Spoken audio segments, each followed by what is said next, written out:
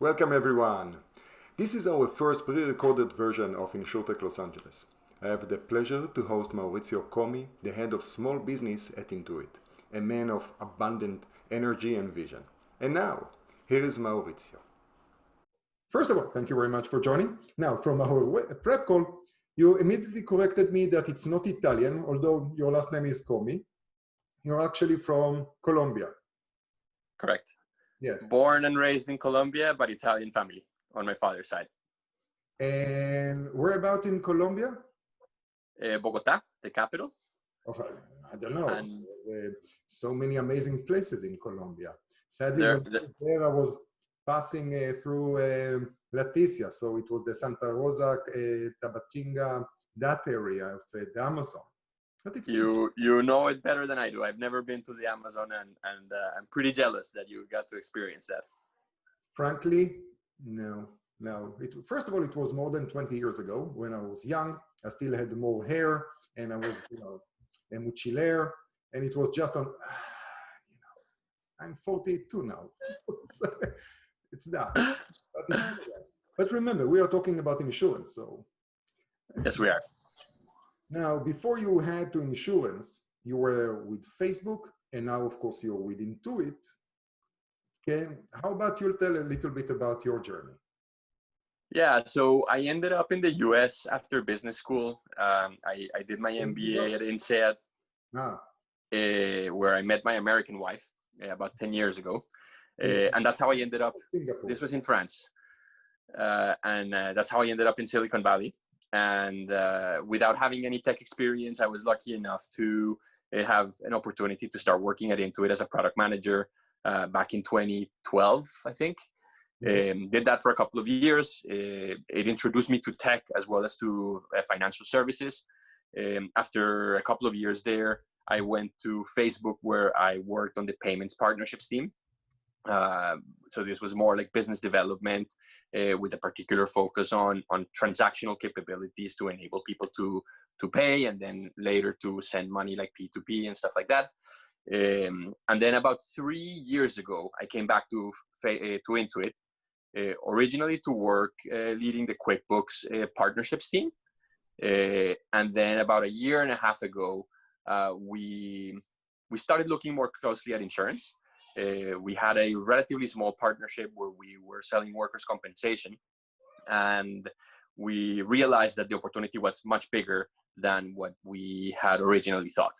So, starting to dig a little bit, trying to understand why are we doing this? What is this workers' comp thing that I had zero experience in? I fell in love with the problem, both because it's a very large problem.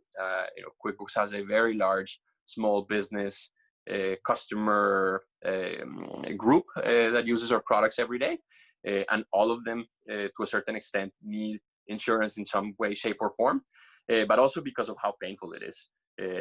Customers in general, nobody wakes up thinking today's going to be a great day, I'm going to buy insurance.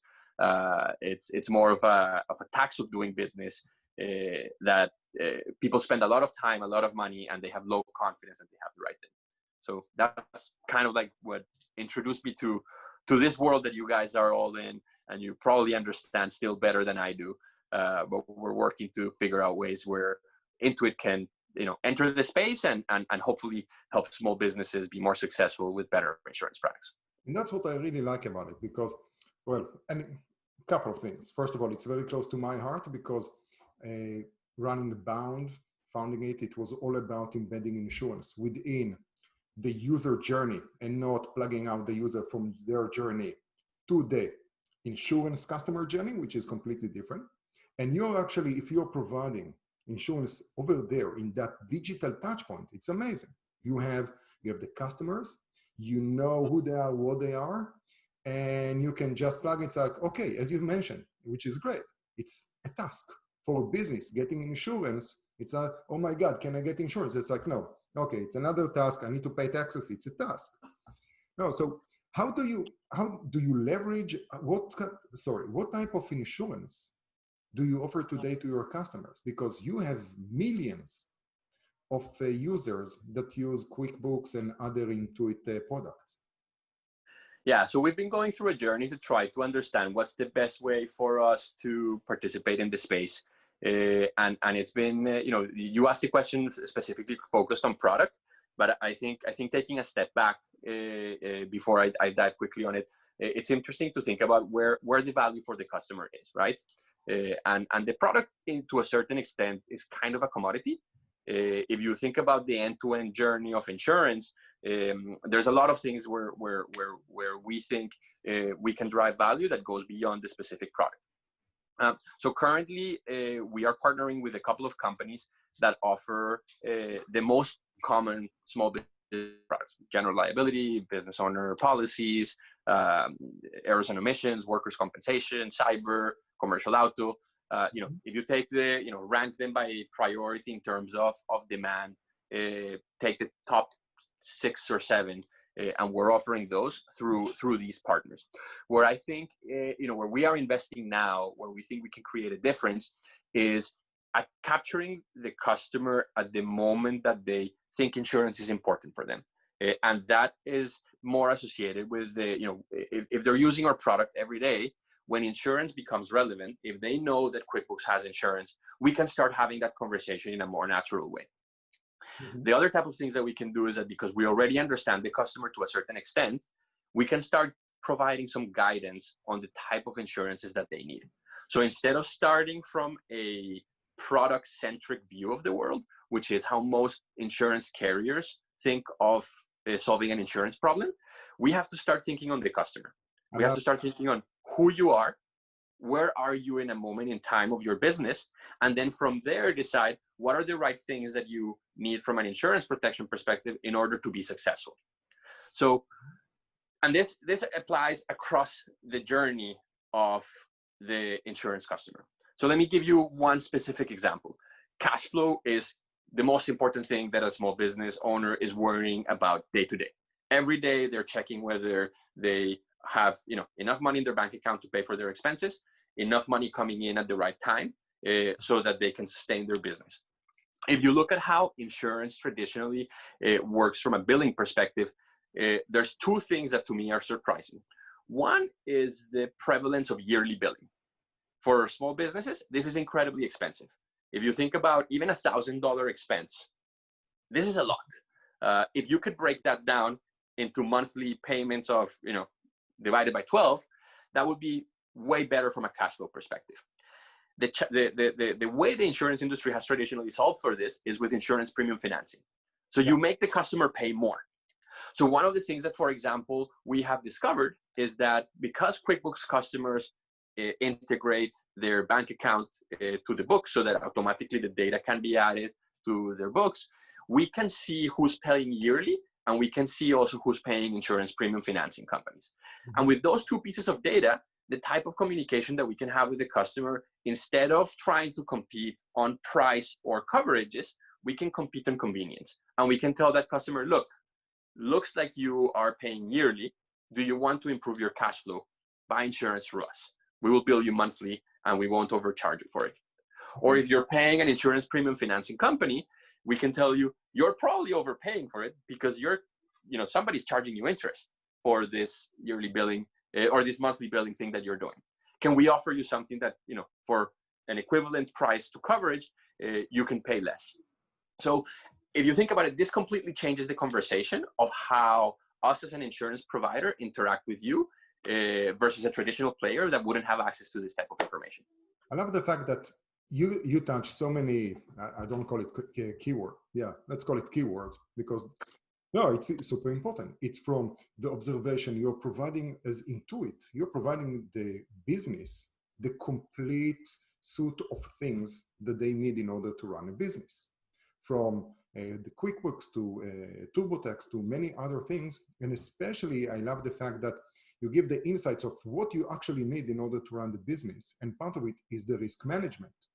And now, you said that you're offering the insurance through partners.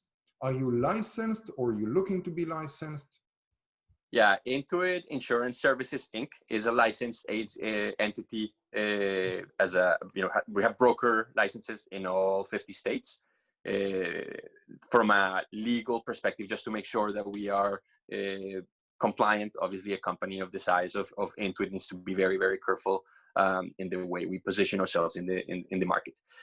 Currently, the way the experience is built, we are not doing any of the fulfillment. So we are doing more of a, let's call it recommendation and lead generation approach, so that we can focus on the things that we can truly have an impact on. If we spent a lot of time building fulfillment flows, we wouldn't be spending time on the customer acquisition and data investment that we need to do to be able to provide those insights that I just described and be able to operate them at scale. So, the traditional roles of where you position yourself in the insurance value chain and how it's going to look for us, I'm not sure if they're as clean as one might be able to draw on a slide.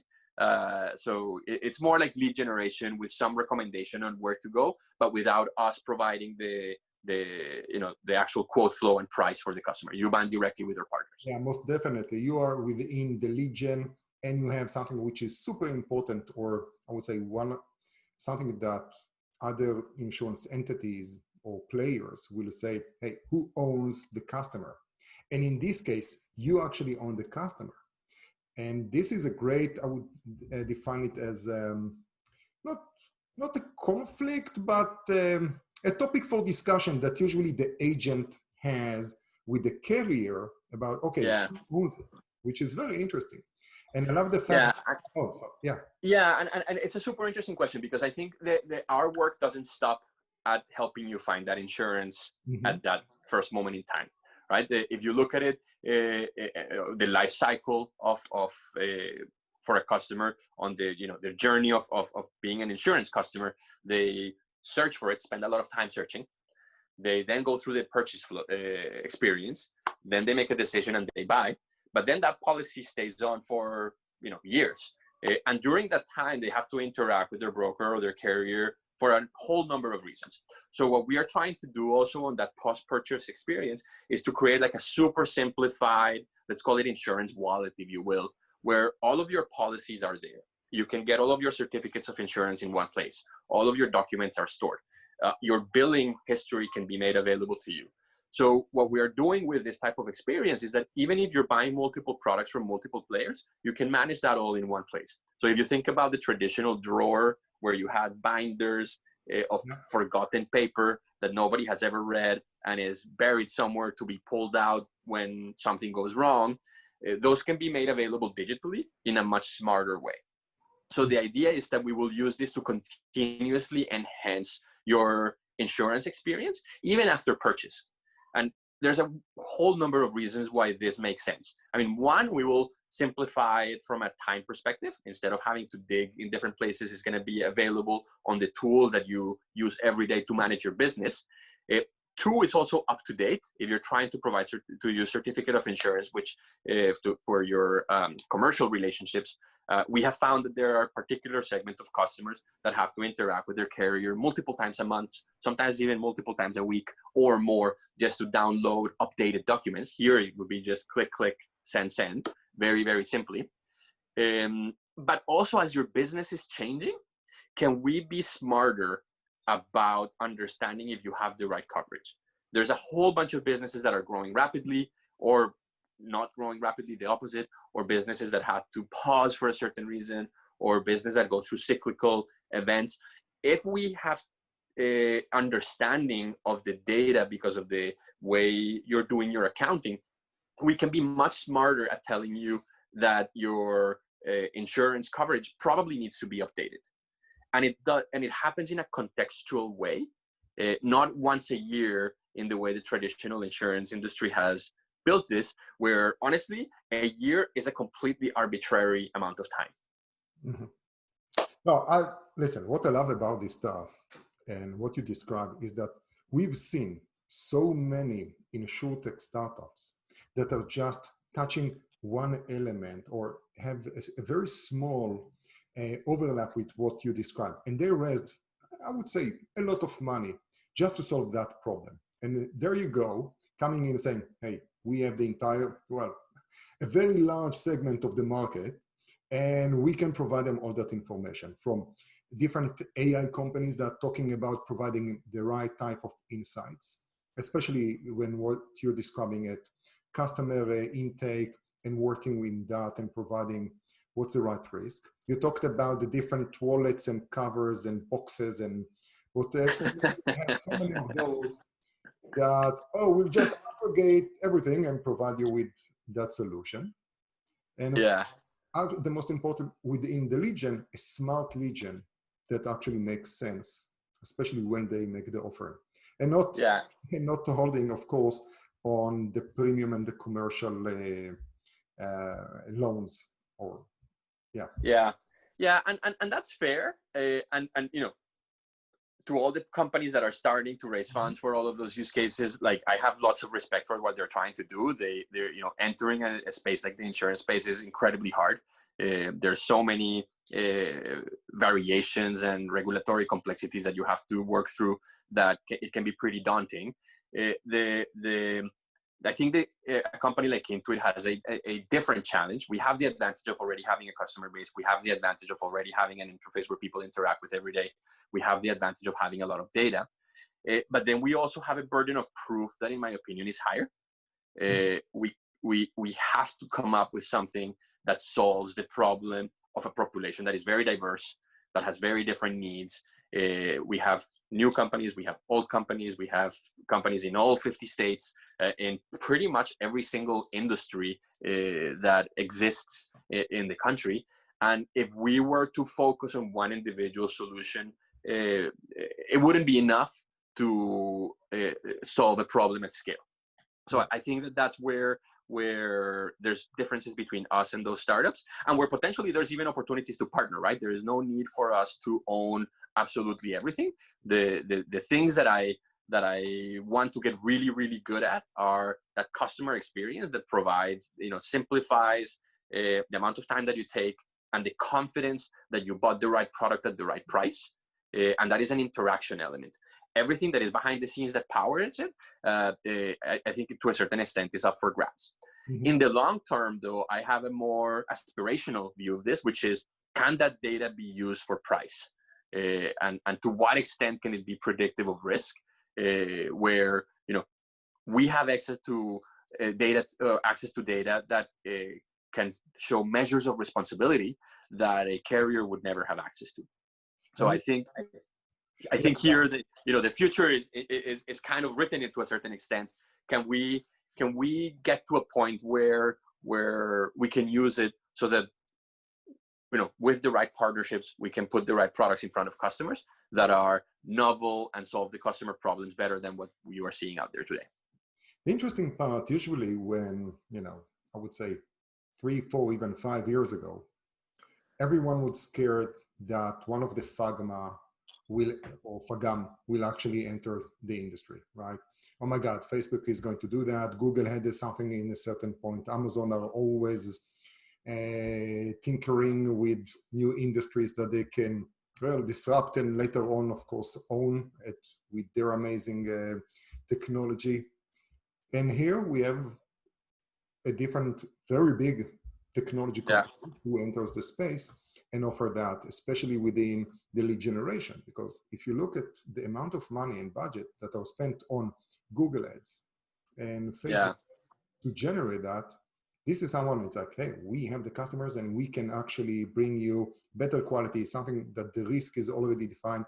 And if you are jumping into the risk, the regulators, of course, will have their own say to say, what can you actually use in order to underwrite someone or create that incentive. And super interesting. And obviously these large tech companies that have such access to data and such distribution, you know, people should always pay attention to what those guys are doing. I think if you look at Amazon in particular, they are making pretty interesting moves into banking services in novel ways.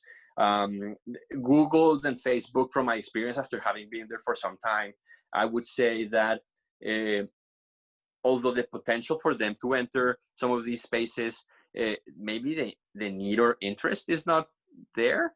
It's something that for you, it's the same thing. It's a question of the DNA of the company and what will be the cost in order to build that culture Yeah. for a group, right? You will need to build a new group or a new department, inject that Yeah. knowledge, and then Yeah. not just do a legion, do something else. Yeah. Yeah. By the way, advertising is probably the best business in the world, right? If you think about it, if you can make $1 for every $99 that you invest to infinity, you will invest infinite times $99 to get that $1 back, one extra dollar. So 100. If you can sell for 100 and spend 99 on marketing, and your costs are all fixed costs, you Yeah, will invest it in marketing, and you will make that's Google and Facebook richer. yeah. And that is why those businesses are so big and why they work so well. Oh, Entering, yeah, risk-based businesses where once you put balance sheet at stake, you started creating some risks. It's interesting that it changes the economics of the business. It also changes how customers perceive you. Like if all of a sudden Facebook could use my Facebook data for insurance, like it would be even creepier than what we think about Facebook today. So no, I'm not sure I'm interested in that type of stuff. So I think Facebook is worried about entering spaces like that.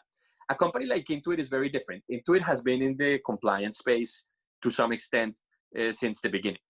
We have a very close relationship with the IRS because of TurboTax. So we understand that space.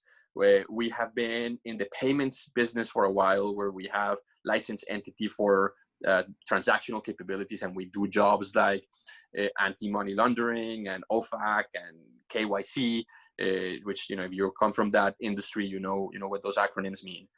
But they're compliance-heavy jobs. We do short-term capital loans for small businesses, where we are lending money. So we also have licenses for that type of stuff. So it is in the company's DNA to participate in this type of industries and this type of services.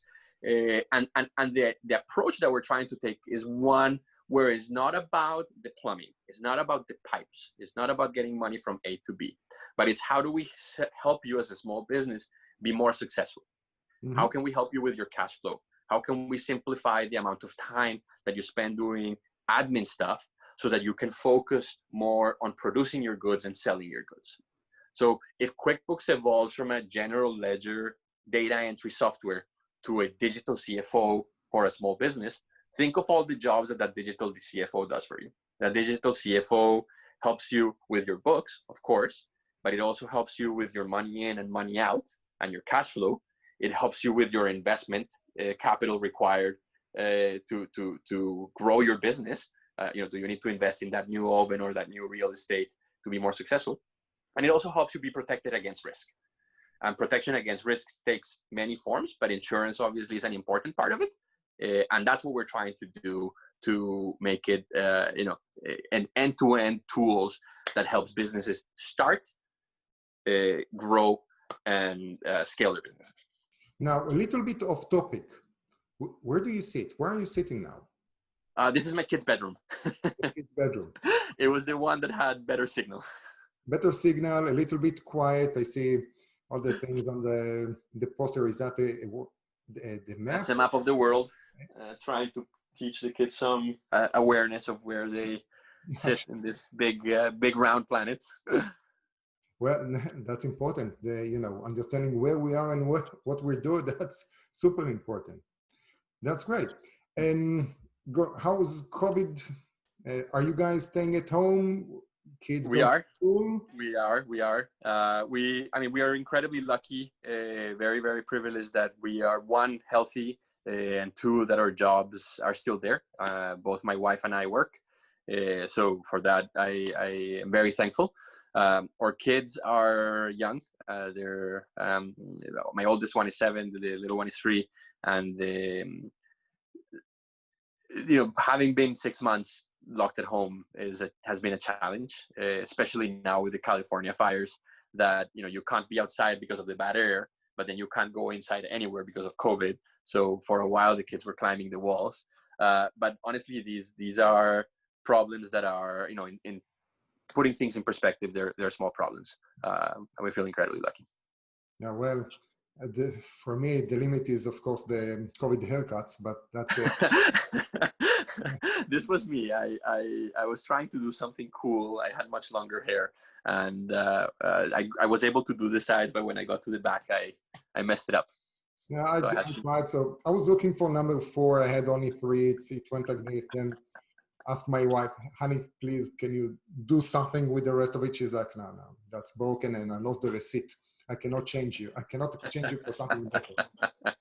I understand. No, that's great.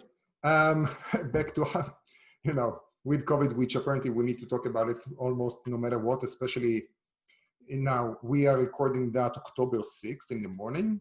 So who knows what's going to be in the afternoon. I think that the past week or so been a roller coaster of information and disinformation. So let's put that aside. Anything else from the insurance side? Well, let's jump back into that.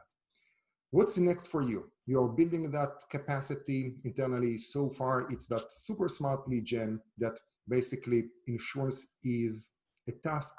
It's a added value to your customers that are managing their company, or to be precise, the financial of their company on the Intuit platform. What's next? You talked about partners. You talked about 7 different insurance products that you are providing. Yeah. I honestly, the right now we are narrowly focused on that. We started, and I think we are taking the first steps on this very long journey, and I think we have the opportunity to make our current experiences be really good. I think right now they're a good start, but there's a lot of room to grow and improve. So if you were to ask customers if we are solving well their problems today, I would say a small portion might think so, because they were able to find a good insurance product and get on their way. But I think for many others, we're still not there yet. So being a relatively small team, narrowly focused on that. Looking into the future, I this is more like what's happening to the industry. I think the way insurance is being bought and sold is changing pretty quickly. I think insurance is where maybe payments was 10 or 15 years ago, when Square and Stripe were being founded. Now we're starting to see the first InsurTechs reach that unicorn status and IPOs, but it's still early in the days.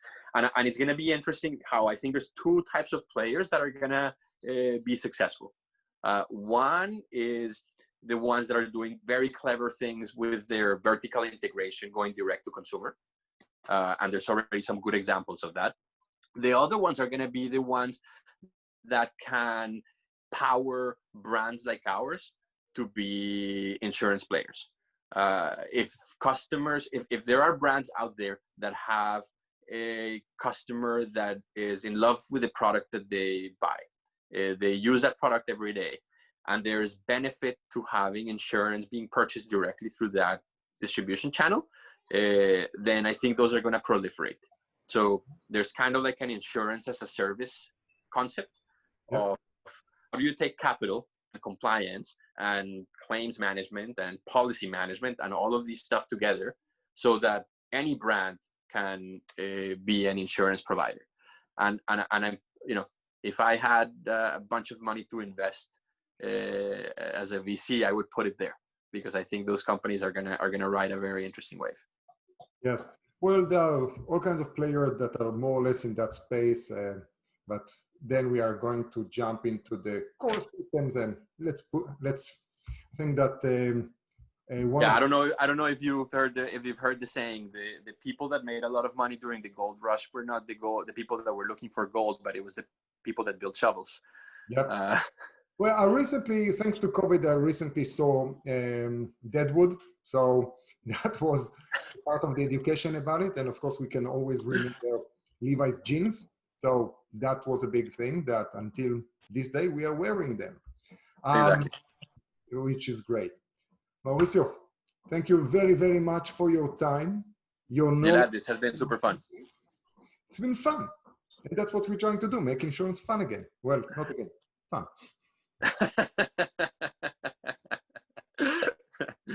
Thank you so much for the invitation. It's been a pleasure chatting with you. Likewise.